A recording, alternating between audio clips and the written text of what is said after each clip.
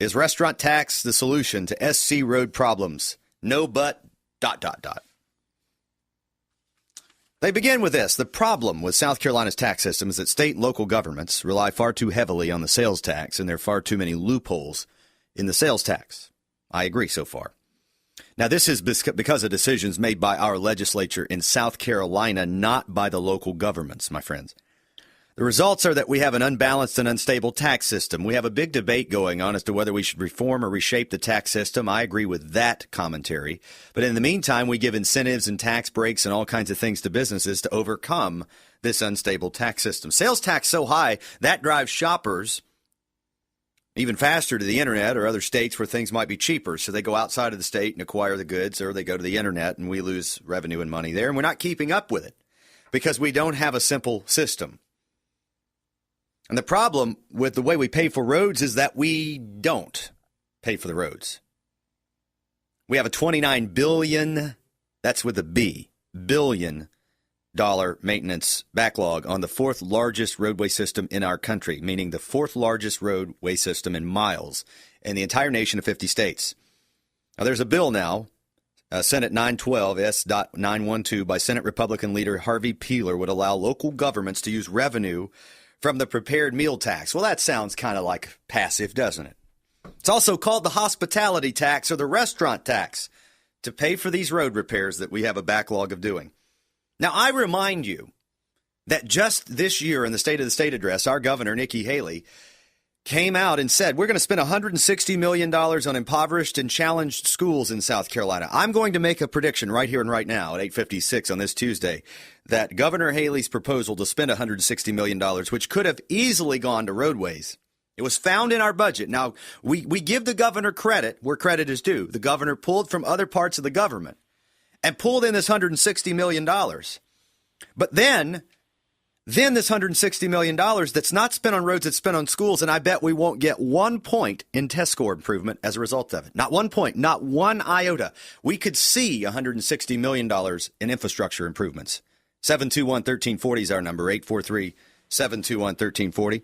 Mark from Seabrook Island, good morning. Hey, Brian. I guess I read a lot. I don't watch much TV because it makes me sick to listen to the talking pundits.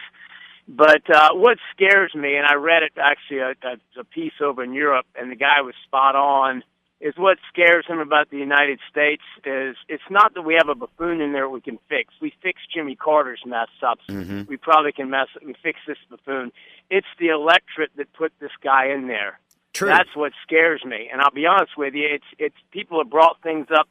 How many 1 in 5 Americans don't even know that their constitutional rights. They don't even know, and 1 in 4 don't know that that the Earth circles the sun. That was the most shocking I've seen. Is that one 1 in 4 don't know? But 2 in 5 know the cartoon characters on The Simpsons, things like that. What scares me with this is the electorate is so, I hate to say it, but it's so ignorant that it's so easy for these hustlers like Farrakhan and the Reverend Al and the Reverend Jesse and people like that to stir them up, and they don't, in the Republican Party. I mean, I'm not a Republican or I'm a conservative. Right. And what scares me is, again, the Republican Party is not seizing the moment. People don't.